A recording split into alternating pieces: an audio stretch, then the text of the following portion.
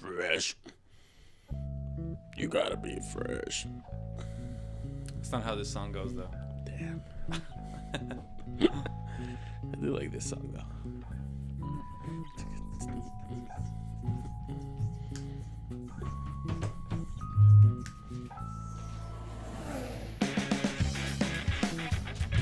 That didn't sound anywhere near loud enough. Yeah, I don't know. Sorry. We're back though. It's a holiday Monday. Oh yeah. You know what I mean? It's a holiday. Yeah, it is a holiday. In some Queen Victoria, some. Queen Victoria's birthday is celebrated. 2-4. Really? Yeah. So is drinking 2-4 packs of beer. That was the 2-4 weekend. That's right. Yeah. For the Canadians. For the non-Canadians, don't worry about it. Yeah. It's just a holiday we have here, where everybody just goes out, leaves the city, goes camping, goes to the cottage. That's really what this holiday is about. Well, I'm saving my money for the F1 holiday. Yes. Ooh. Me Different too. kind of Canadian vacation. Yeah. Spend it all in Montreal. But hey, guys, so Monaco Grand Prix coming up. Well, people probably should know what they're listening to. Oh yeah, yes, right. This is a Flat Out Fever podcast. It is. We're Welcome. back. Yep. Hey, get a lot of listeners and viewers from the Netherlands. If you are Dutch, hello. If you're a human from anywhere, really, hi. Yeah, Yeah. exactly. Aliens too. What's up? Yeah. The NSA, hello, hi. We're thinking about you. Yes, Flat Out Fever podcast. Find us on all kinds of places. FlatOutFever.com. Flat Out Fever.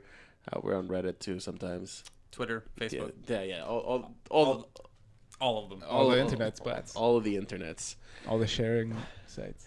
Now, Testing is over. episode 61. What are we gonna start with? Testing or Monaco? We're gonna talk about. Let's get Spain out of the way, so we don't have to talk about Spain anymore Okay. until next year, because there's a lot of testing and racing and more testing there. We talked about Spain a lot. Yes, A it's lot. true. It's been a lot. You're supposed to turn off your phone. Yeah, sorry. So I don't know. Not a lot of news came out of testing though, like tangible news, like headlines or There's speculation even. No big accidents. no, it's true. No big. Well, I guess there's some up and coming drivers, but no like. Esteban super- Ocon, like Ocon, yeah. they were basically like they dangled like a Mercedes drive ahead of him, and they were like, "Nah, actually, no." You know what He was- though? He's got to wait now, and maybe like shitty for his career and his patience and all that. But now he doesn't have to drive at Spain. There's been a lot of talk about that. And he gets to go to Silverstone instead. Who? Ocon? Ocon, yeah. Oh, nice. There's going to be another in-season test after the British Grand Prix Okay, at Silverstone. another 2 days. Yeah, I believe 2 days. And I don't know. I think it's more of a fun track to drive. More dynamic. Yeah, more than Spain for sure. Yeah. Less physically demanding, I guess. I don't know if that's big positive or big negative, but I think it's more fun. It's a way bigger track. Oh yeah, More dynamic for sure, though. So I don't know. It's not a huge loss for him. Right? Right? I guess so. I mean, I think he ultimately is going to be more linked with the Renault team in future. Like he has better chances because he's French than with Mercedes. So really, not losing that testing seat that day to Pascal Wehrlein. It's only maybe just indicative of like that's one of the things that's come out of from testing, if anything at all. It's just speculation surrounding Mercedes. Well, right. But quickly, Ocon though did get to drive in testing Yes, for Renault. for Renault. Right? But he was gonna Right. drive like Exactly. he drove for Renault one day. Then he was supposed to drive for Mercedes the Exactly. next. See, a lot of people thought it was strange because do you think that Mercedes would want him to come and be like, "Hey, so how was that car you drove yesterday?" And Yeah, but get what kind of info they could get out of him, right? yeah, that's that. Yes, But also maybe they don't want to be seen as possibly having done that. yeah, maybe A little bit, right? I don't know. They didn't give it. This is all speculation because they didn't give us a reason. Right? It's true. Well, Why no, didn't they take a seat away. I- They sort of.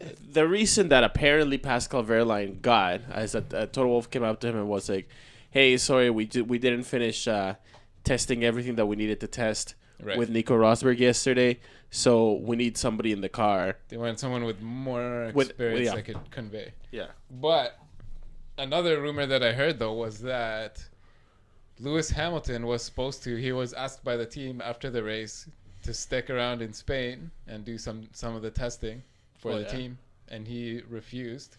And But so- now he's being ruled out of the Silverstone testing. yeah, I think he lost his chance. Yeah. I think, and there's rumor before we talk about Monaco though that he's not even racing this weekend. Who? Lewis Hamilton. Oh, that is so stupid. Though. It is kind of stupid. But he what gave- is that he- punishment then from either not doing the test or from really, even I the guess. weekend before?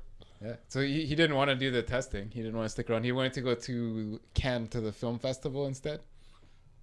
Hang out with his celebrity friends, Yeah. show off his watches and flashy pants and stuff. Whatever happened to his album?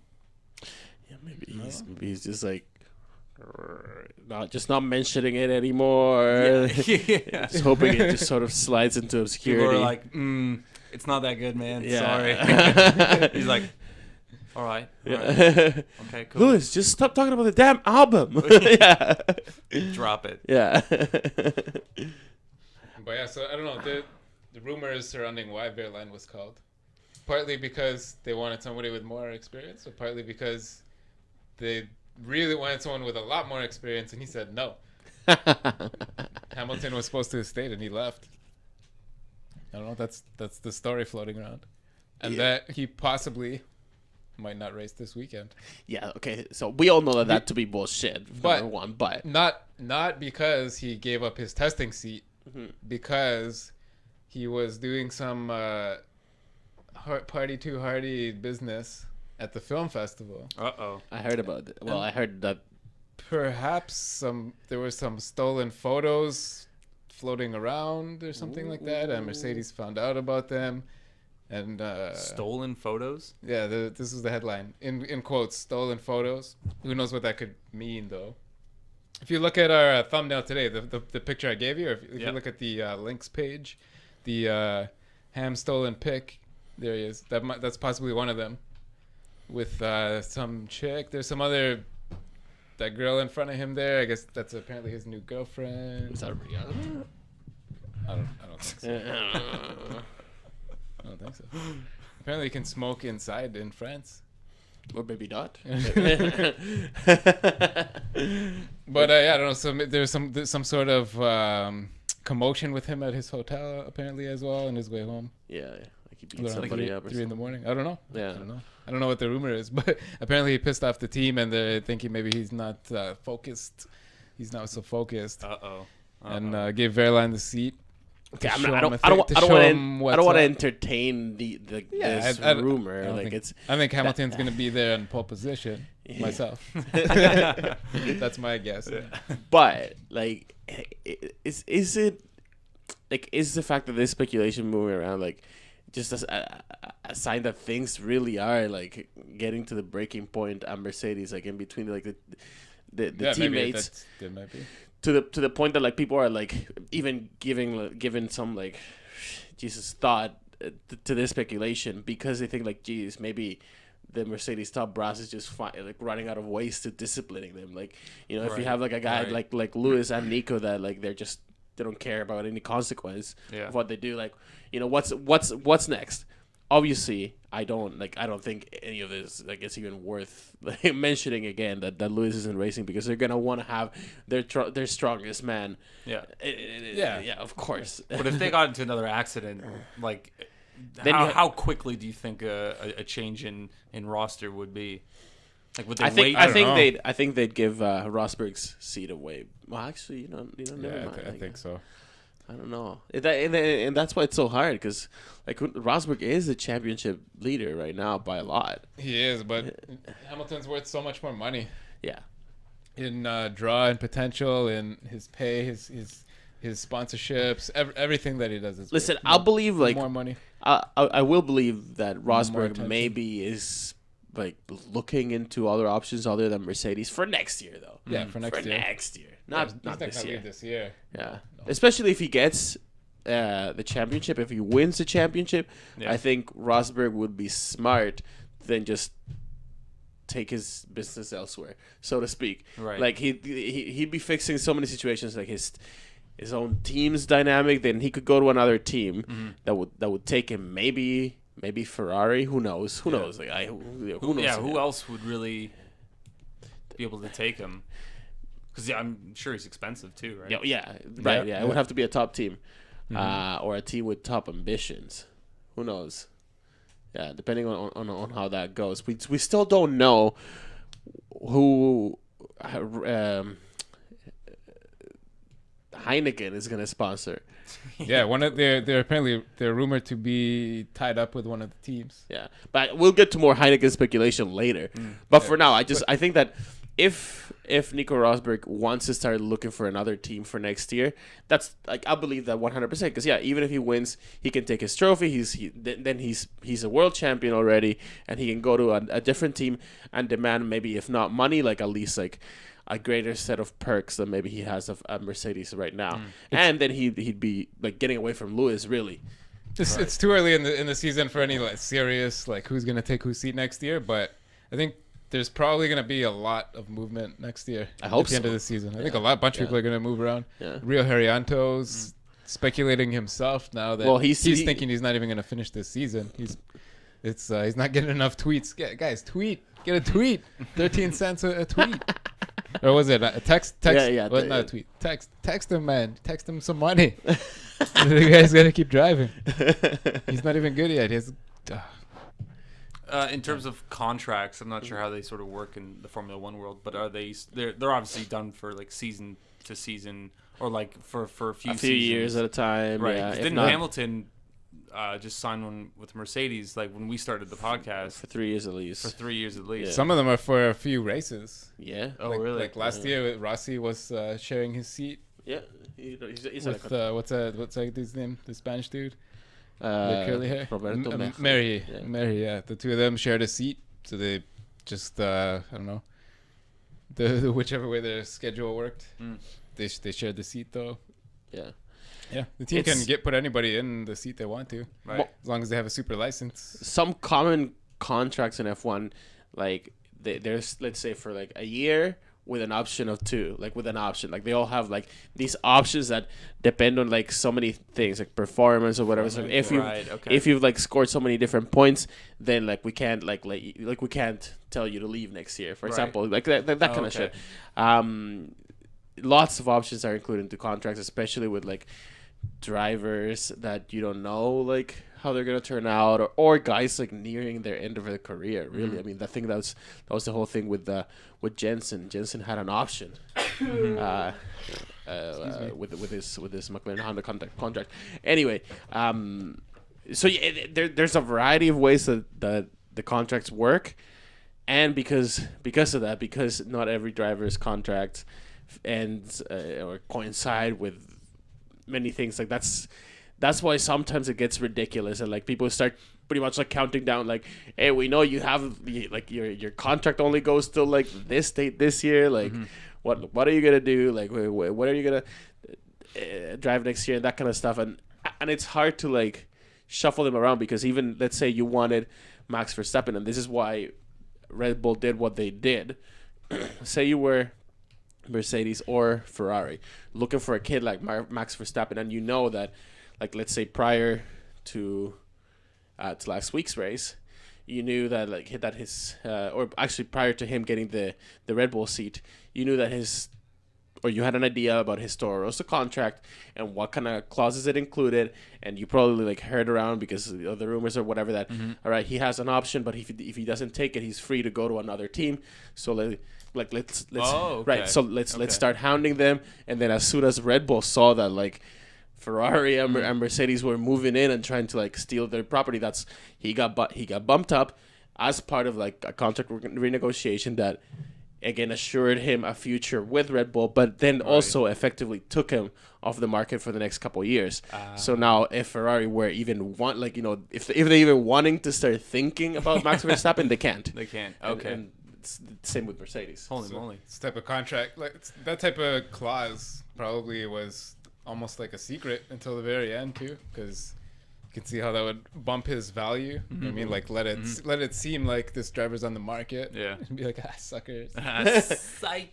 Yeah, let the team start fighting, and like they're probably, if they're fighting to get Max Verstappen on their team, then they probably have plan. Like, it's a multi-million-dollar decision. They have a plan in place. Mm-hmm. Like, we're gonna get this kid and do this and this and this. You know what I mean, so essentially those two teams wasted time. I think in the past, teams were a lot more free. You just pull out a Red Bull? Yeah. Brilliant. A can of Toro Rosso. I think in ye olden days of F1, I think team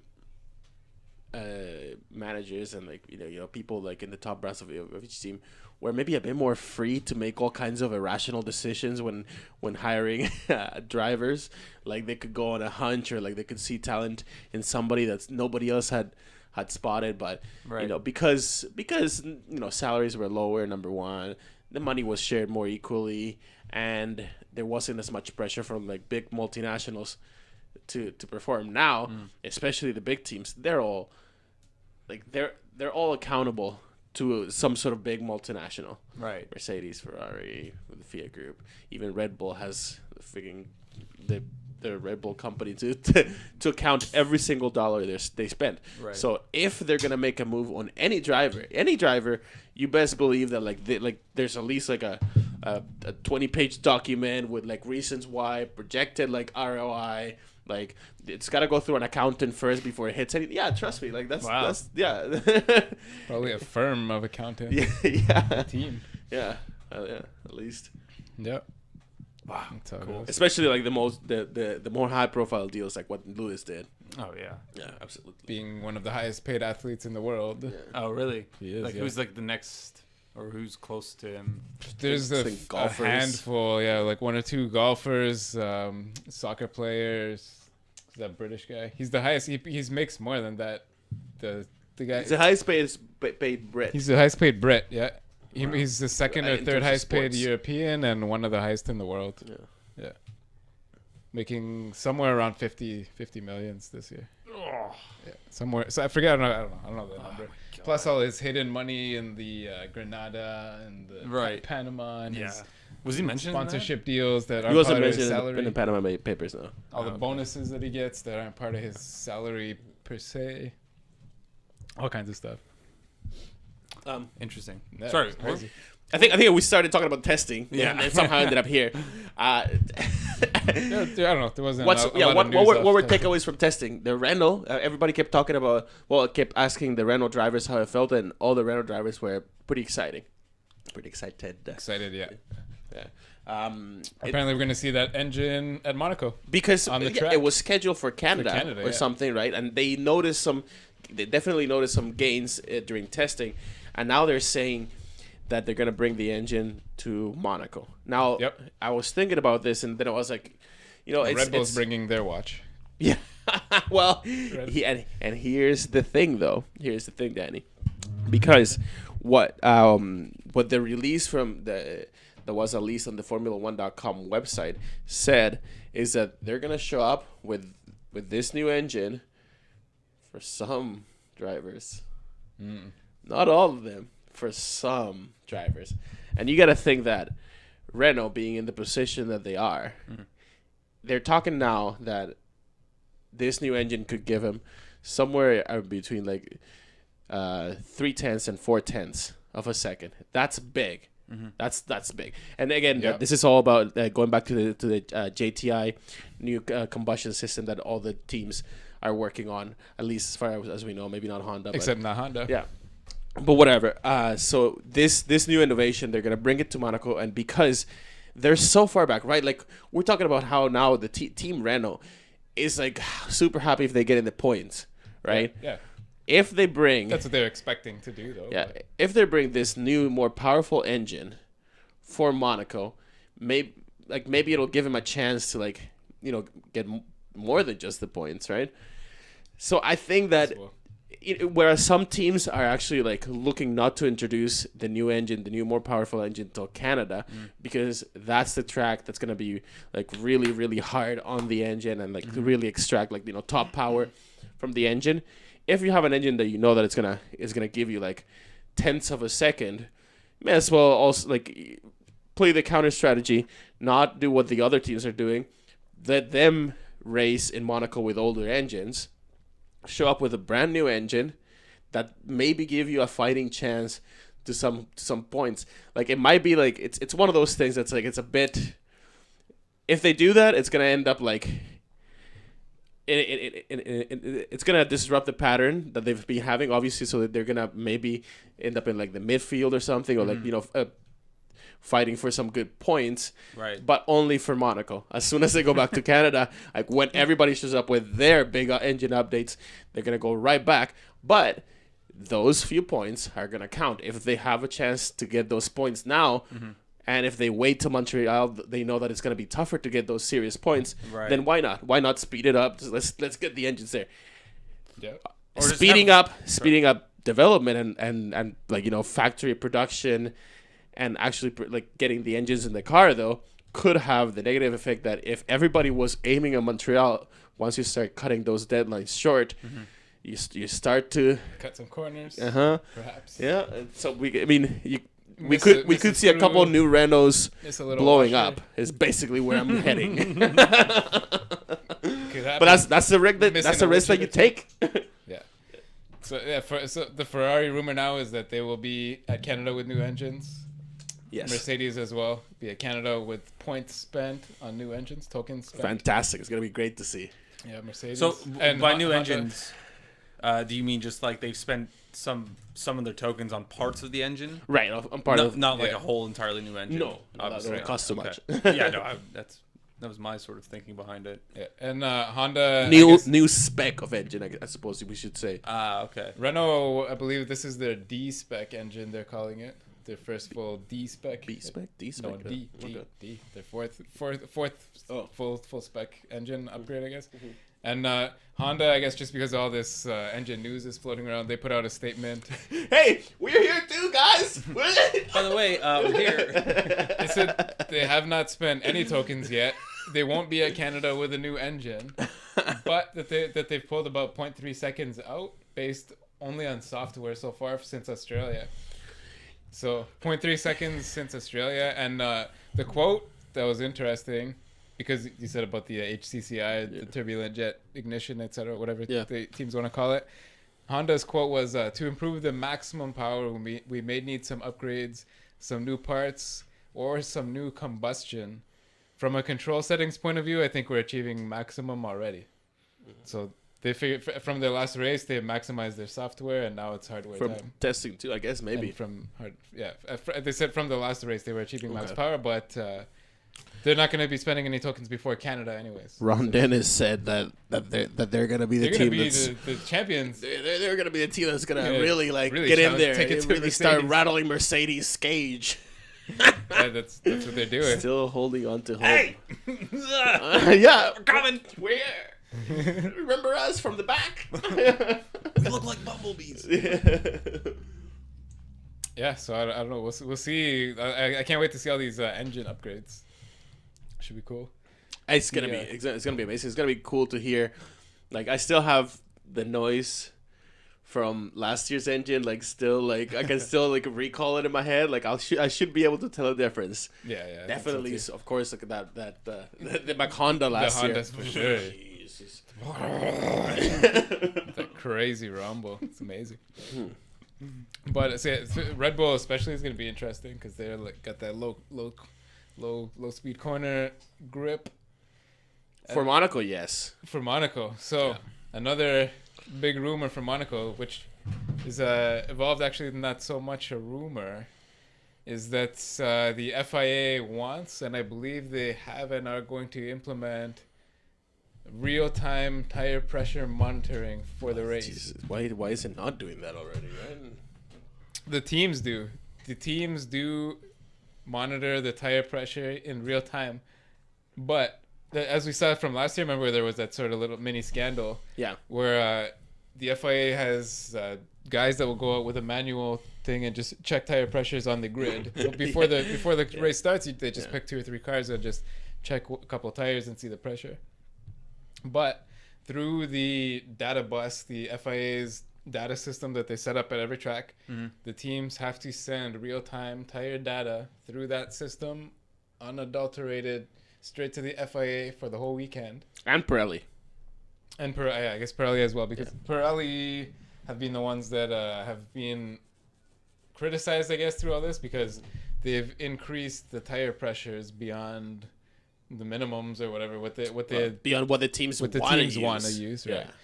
And apparently some of the teams have found a way around it. 2 teams for sure, and Ferrari possibly as well. Okay. 2 teams that we think is that pressure thing that everybody's been talking about, the air pressure thing? Yeah, so what are they doing though? How are they gaining with that? The speculations are that the 2 teams for sure are the Red Bull and the Toro Rosso, because they're gripping it up on those corners. Okay. They're doing it faster than everyone else, and there's a few speculations that at least one of the teams are using some double-walled tire rims so that they can hide pressure in there.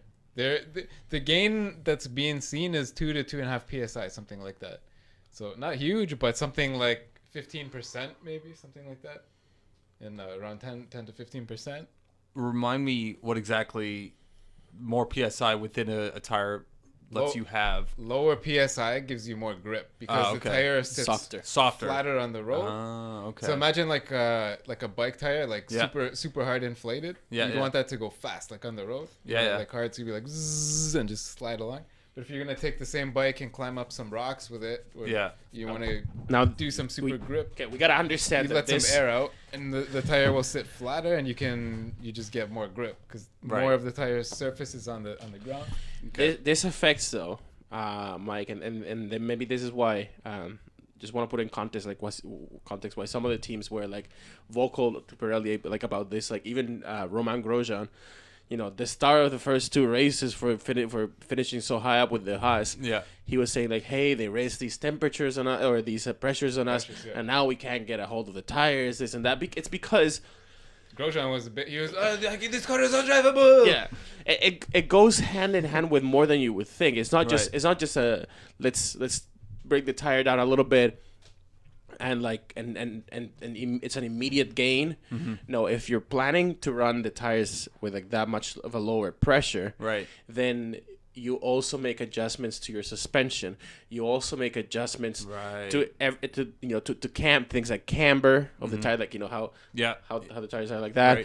Right. You make it goes also hand in hand with even engine mapping and engine modes, because even though a lower pressured tire may grip to the certain and I'm sure everybody's experienced this. If you've ever like had like a slow leak on your bike tires, you know that you start to go slower because more surface areas touching the ground, right? And just the composition, so it starts to kind more of resistance, right? More, So you need to compensate for that with higher torque, higher power to kind of drive you that. And if what they're looking to do is attack the corners a certain way. Mm-hmm. The way that you would like kind of map your power delivery around that corner would be different if you're like dealing with like lower pressures. Okay. And yes, this is only like 2 psi or whatever, but in the world of F1 where everything is like to the limit, it makes a big difference. You think as a percentage where I think it's somewhere around 18 to 22 is where they're supposed to be racing at, something like that. They increased it 3 to 4 psi this year. But I don't know what Paul Hembry and what Pirelli's saying is that they're not seeing that from most of the cars at the start of the race. They're going to start real-time monitoring. And another speculation is that possibly Ferrari had used was preheating the tire rims and wheels. So they somehow used. There's a speculation that perhaps Ferrari it's somehow vented or directed some of the brake heat through into the rims, and then you fill up your tires to whatever psi, and then you vent your brake heat normally out into the open air as you would, and your tires will cool down So And therefore lowering the pressure as well that way. And both of these methods are using double-walled rims, which I believe that is proven that, well, no names have been given in any articles or leaked stories or whatever, that it's been done, and that the FIA is going to monitor and I guess change the regulations to disallow double-walled rims and somehow word the rules to disallow the heated rim thing. Apparently it's not against the rules. There's no rule against it, but I guess it's against the spirit of racing and whatnot. There's only one team doing it now, so they just want to stop it before it turns into like a whole. It's one of those adding things that, another they make $30,000 system to. It's one of those things that if they want to patch it up right now in the middle of the year, they probably won't issue any new laws, but they like issue one of those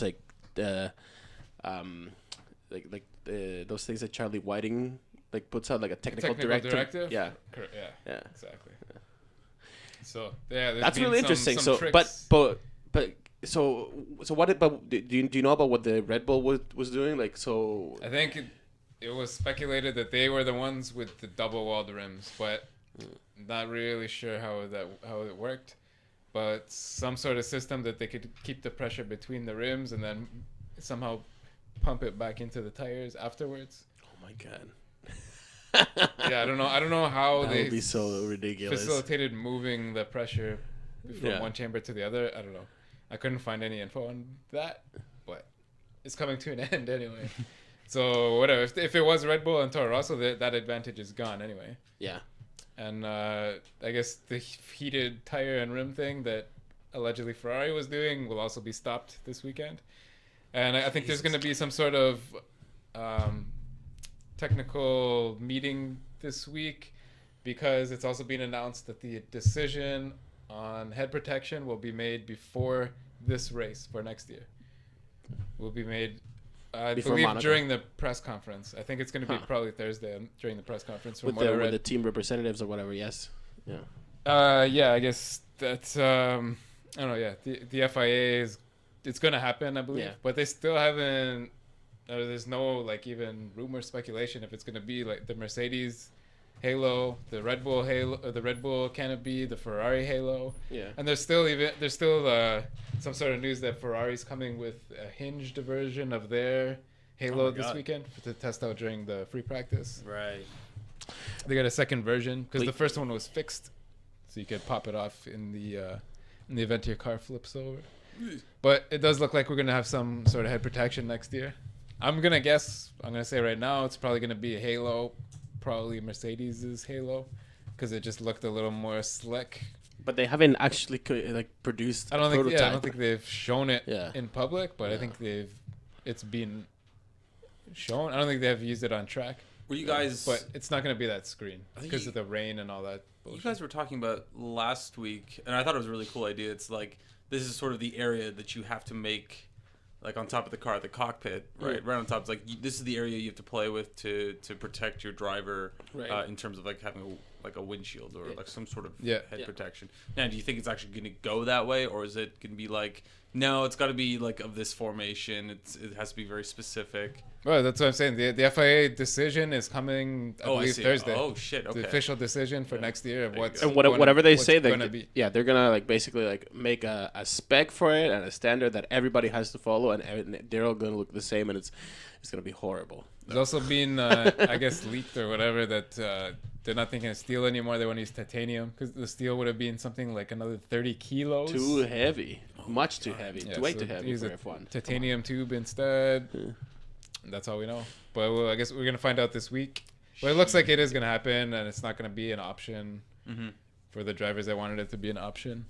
No, it wouldn't be. It wouldn't have been to begin with, because then you start.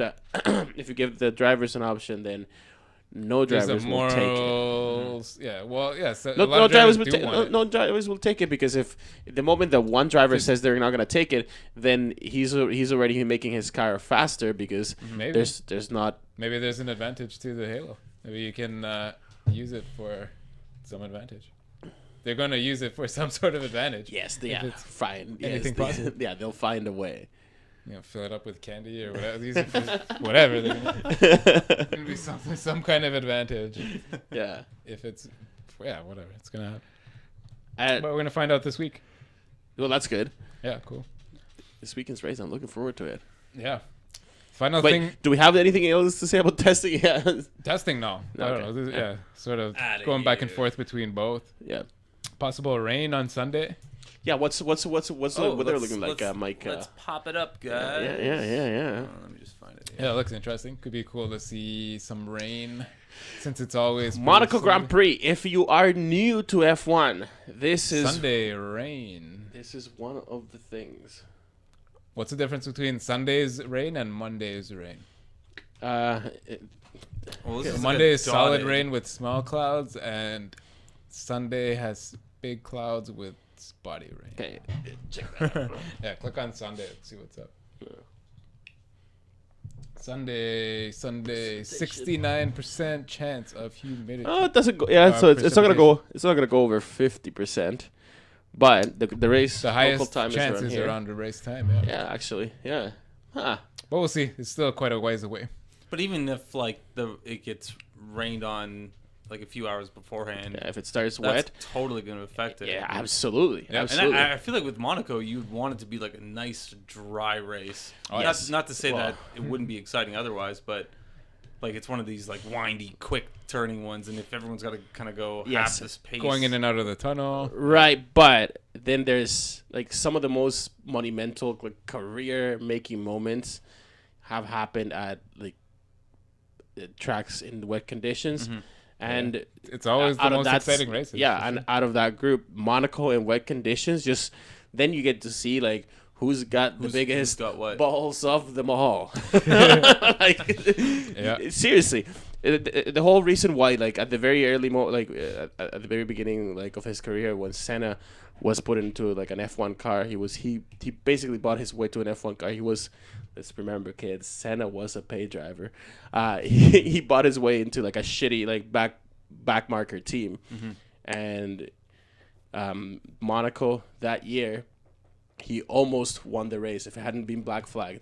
But he was like on its way. Like he worked his way from the back of the grid in the rain because he was the only one that could find the grip on the track, and that's when everybody knew, like, yo, this guy is serious business.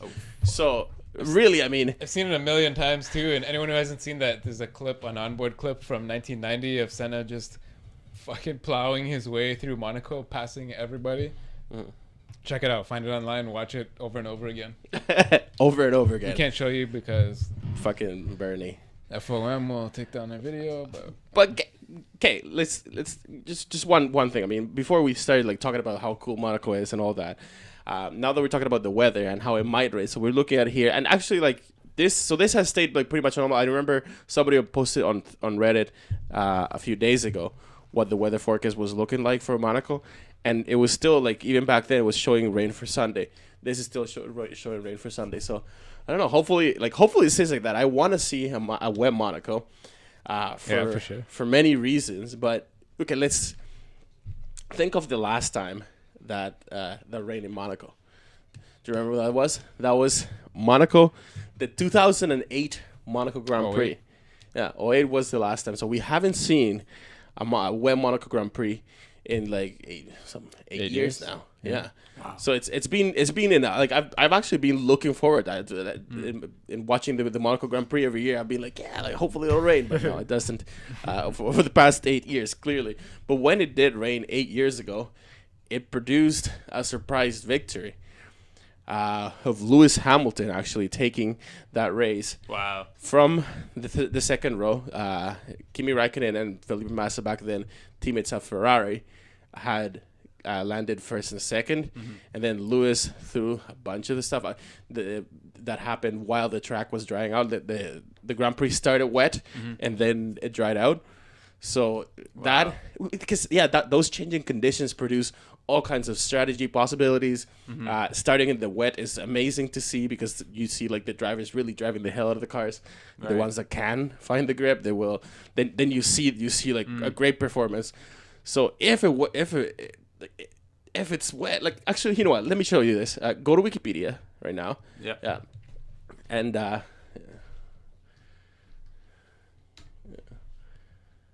go to Wikipedia and just look for Monaco Grand Prix. And for our listeners, I invite you to do this when you're home as well. Okay, so yeah, go back to like to where it shows you like who won every Winners. no, just by year. Yeah, here. Look at that. The last 3 Monaco Grand Prix have been won by Nico Rosberg. Wow. Like, yeah, right? I didn't expect that. He does live along the circuit, does he not? Yes, that's that's his actual hometown. Yeah. But let me just show you like just a couple of these. So in these ones that Nico Rosberg won, just click on the race report of just like a couple of them. Okay, scroll down midway, and it should show you. Oh, this one doesn't have it. Okay, go back one out. Go to that one where it shows you like who led every lap. So go down. Oh, it doesn't have this one. Oh, jeez. Oh, there it is. It's actually like hidden. Click the show Yeah. lap leaders. There you go. See, Nico Rosberg led laps from start to finish. Go back out, like go back to like the list. Do the same with that one.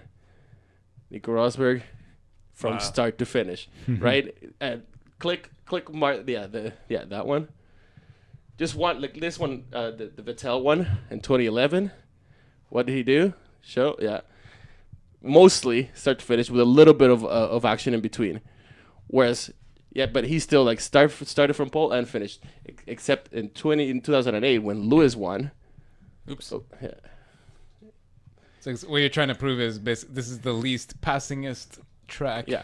Look at what that looked like from More beginning than to half end. the race. Yeah, Robert Kubica. Remember we talked about him last time. He led a bunch of laps, then back to Felipe Massa, then Lewis Hamilton for the end. Anyway, so produces some changing of action, and this was when the track started to dry out. Anyway, it is better when it rains in Monaco because it's already like hard to overtake to begin with because of the street circuit, because of the tight corners, because it's the slowest track of the year. So yeah, that's. I think that it's if we can look forward to a wet Monaco Grand Prix, it's going to be amazing. It's going to be yet another great race of this great season. I hope so. One of the longest running races that there is, I think, if not the. I think the yeah, of the Grand Prix. Scroll down this list. See how far this one goes to the Grand Prix. It might stop at 50, but No, keeps No, going. it keeps no, going. no. They started in like the 20s. Yeah. okay, so not continuous, but 1929 was the first. They had a bit of a war. Yeah, they've been a war. They had to 29, deal 30, up to 37, 38 to 47, 49, 51, 53, 54. Every other year had a race. But yeah, so a little bit of a threat, though. The bit of news this week, everyone knows that we just talked about is an extremely tight circuit. Yes. A very tight circuit, some tight corners, and a tight city with no space. And even the track even changed a little bit last year because the prints along, I believe near the Tabac corner on the lower. So this was the previous configuration. The lower straight just before the swimming pool. Somewhere around there, the prince had himself a car garage built that had to move one of the fences, change the corner a Well, bit. let's look at what it looks like now today. Like so that was the corner before, and look at what it looks like today. So go back. Yeah, you'll show it like at the top of the there you go. That's what it looks like today. So there is a bit of a shortening and the pit change a bit.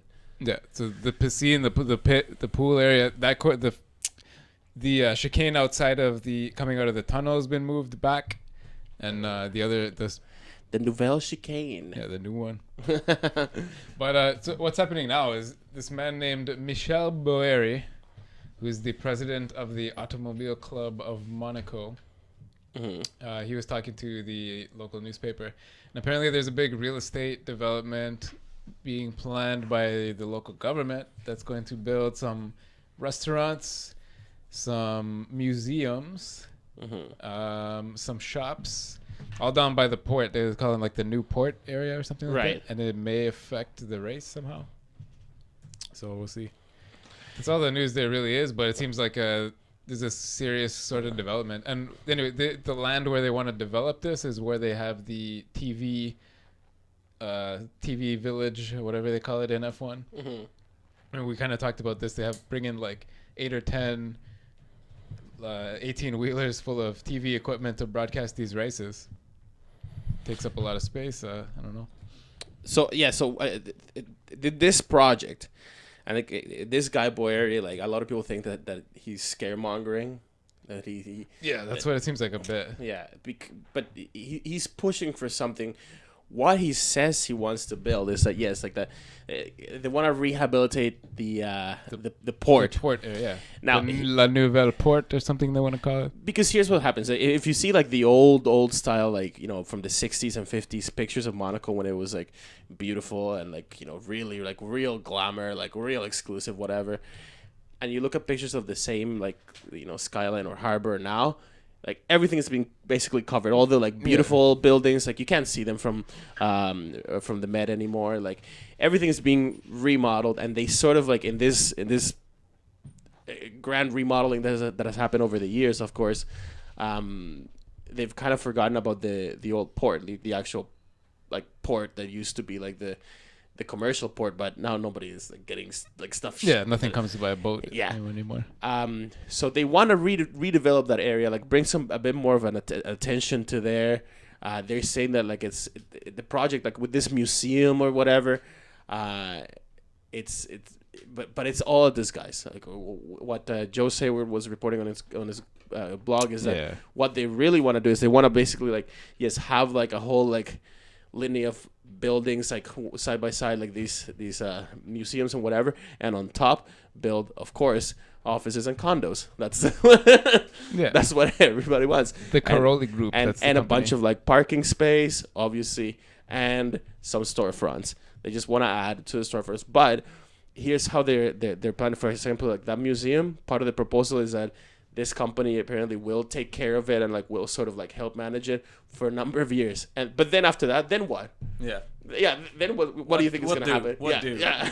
Well, it's probably just gonna turn into some other like, Anyways, a bunch of lofts. You don't have Lofts you at don't the have museum. to be scared about the race, anyways. It's not gonna go anywhere. This track's being changed. Even in the 2000s, they moved the whole brand new pit lane. The track changed completely with the whole new pit lane. I think it's been changed a lot of times over the years. Monaco is probably one of the safest countries maintained its in essence. the F1 calendar. Yeah, It's F1 needs Monaco, and Monaco kind of needs F1. Yeah, That's one of the things. It's pretty badass. Yeah. It's pretty badass. Yeah, I don't think they're actually under any threat, and No. the whatever the royal family won't let it happen, like to actually like tamper too much with this. But it's what it's gonna happen is probably like they will change some of it, probably not to the detriment of the race itself, but there's just gonna be like more apartments to buy there that you can see a bit of the Grand Prix at. It's probably this type of story we see a lot in the F1 world is putting out feelers. Probably they just get a little bit of opinion of what people if people freak out about the news, or if they're like, oh yeah, that's cool, let me get some new places to eat. maybe they'll bring a KFC. You get people from both ends, but yeah, I don't know. Don't worry about the race. Yeah, but there might be some new fancy buildings over there by the end of the last few corners. I don't know. I'm excited though for this race. Holy shit! One of my favorites. Who's gonna take it? And then that means Canada's coming up right behind it. Yeah, right. Lewis is gonna take it. Woof. Blah. You know. no Kimmy. No, I think that I don't want to be like one of those guys that jumps on the bandwagon or whatever, but I'm jumping. The Red Bulls are looking strong in the corners, in the tight corners. Right. There might be something that the Ferraris had been working on. I think they are because the difference in between the top power units is not going to count as much in Monaco. I think Ferrari are going to try to like be creative. But hopefully they're creative like in a way that it works, because clearly their strategy was not ideal the last time out. They probably just need another smoking tent. Yeah, right? Yeah, not enough smoking tents. Yeah, if you have another one, it kind of like switches it up a bit, right? Then you can like turn it into like a little meeting room where you can, discuss things in Italiano. Yeah. Yeah, no, I think Lewis takes it. Yeah. I think he probably got laid at the film festival last week. Yeah. Gonna show up nice and relaxed. show everybody what's good. And what about Verstappen? Do you think he's gonna have another good race, or was his sort of success in the last race? I don't know. A one-off? I think to me, depends how tricky they are with the tire pressures. Right. If it was even them. Right. And how if he's one of the dudes that gets the new engine. If If it is any good yes, to begin with. if it doesn't blow up. So a lot of variables. You know what? I think as always. I think all things considered, like all things being equal, rather I should say, all things being equal in the Red Bull team, Ricciardo is gonna have an edge over Verstappen this race in particular. Yeah, I think even for the next handful of races, just Yeah. being used to the car. I mean, and the Verstappen team. has had that. being at home. He's had that crash again going against him for Monaco for trying to Monaco, push it too yeah. hard. Yeah, He crashed the hard Yeah. last year. yeah, he That was a big one. Yeah, it was one of the big crashes last year. So he still has that Thought he against was him.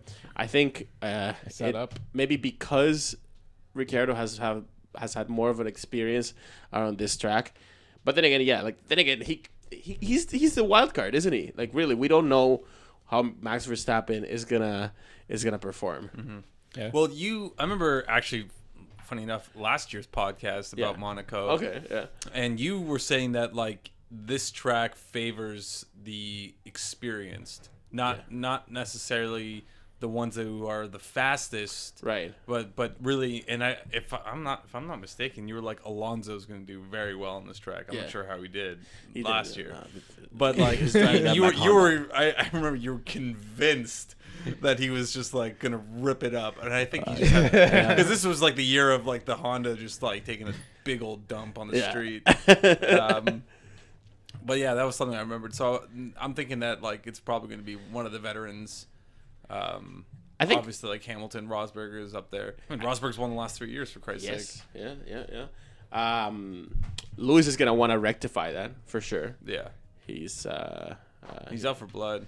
he's out for blood. Let's just hope they crash again and something dramatic That would be happens. so good, right? That would be the best.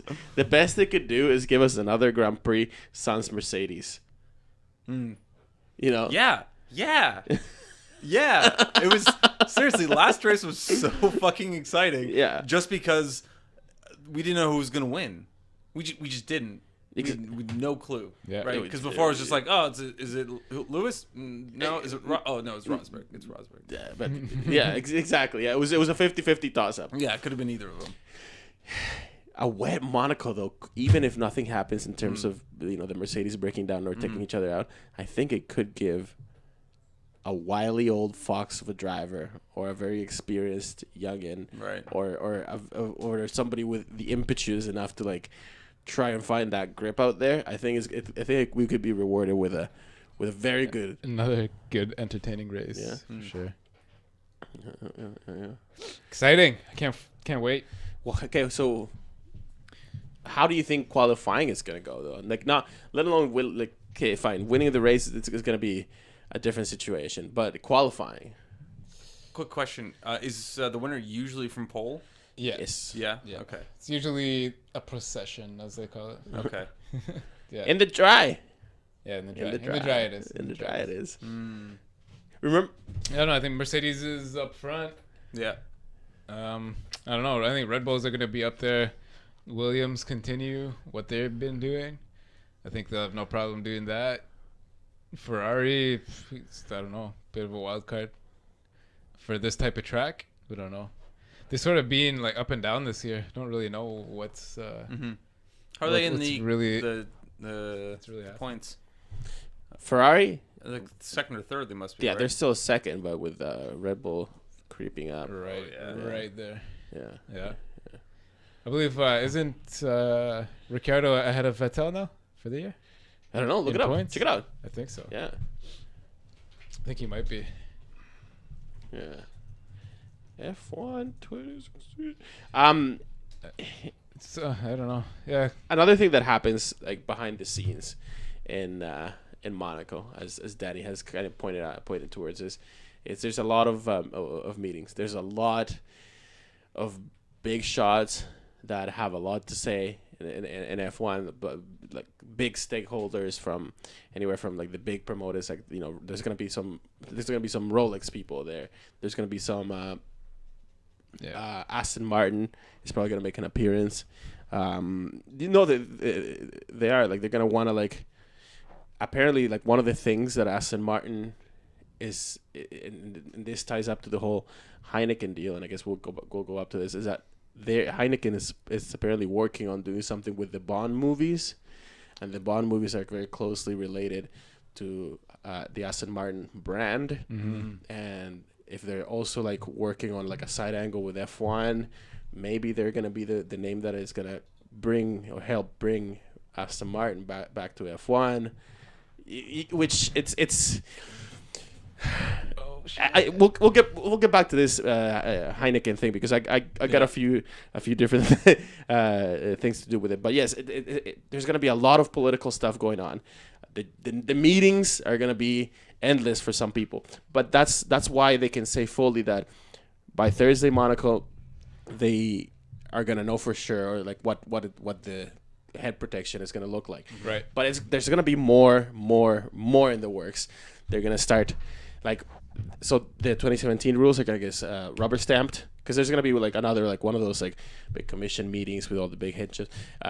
But you can pretty much expect again that Sergio Marchionne is gonna be there. Bernie's gonna be there always. The guy from Mercedes, the Dr. Z, he's gonna be there. All those guys again are gonna continue their round of meetings, and their whole fight with Bernie, like of trying basically what they're trying to do. Everybody kind of knows it by now. Is they're gonna try to still fight. Like they're gonna they're trying to find ways to get rid of Bernie. Yeah, they're trying to find way, or at least to make Bernie less powerful or his power count less. right. Yeah. In terms of the F1 decision making process, they're gonna keep pushing for that, and I think that we're gonna see some very interesting developments coming out of this week, like from the political side. I think a bunch of meetings are going to happen in Monaco, as they always do, that are going to affect F1 as we know it, like at least starting from the next year, Yeah. 2017. Yeah. The rules, all of this aero stuff is definitely going to get ironed out. All this engine stuff is going to get ironed out. We're gonna be at least more certain about what the future of next year's championship is going to look like for sure. Next week, yeah. Yeah. By the end of this weekend, end of this we're gonna have a weekend. lot of info. Yeah. Yeah. So I'm looking forward to that as much as I'm looking forward to the race. Like there's going to be some tasty stuff coming out, I'm sure. Yeah, I can't wait. So see y'all guys at Betty's on Sunday. Oh right, yes. Come hang out, watch the race we're with doing us. this. If you are, we in will Toronto. be at Betty's in Toronto, King Street East. 2:30, 3 p.m. No, 3 p.m. 2:30 King East. The address. Yes, 2:30 is 2:30 to 40 King East. 240 King East. Betty's. You can't miss it anyways. They got a big blue sign. Come upstairs and hang out. We'll be there watching the race. Yeah, with check a out bunch of more info on our website, local FOF061a/F1-at-Betty's, and it's 18, not the ad symbol. So F1 at Betty's is a thing that we do for our new listeners. If you're within the Toronto area, come down, check it out. We screen the races, not all of them live. This weekend's race is not going to be a live screening of the race, but lots of people show up. It's lots of fun. Yeah. New fans as much as old fans of the sport coming up. We do hope to see everybody there this Sunday at 3 o'clock for the pre-show. 4 o'clock we're gonna start the race. That's right. At Betty's. But you gotta come for the pre-show. Yes. Yeah. No, it's always a good old time. Oh, and Yeah. Betty's is Time doing for an a extra beer that way. half price wings and half price nachos. That's right. Yeah, for the F1 crowd. All right. And we'll be back in like 5 minutes, I guess. We got some Heineken updates. Yeah. Some circuit updates for the circuits that might be holding some races soon. Let's talk about those. Ferrari. Cool.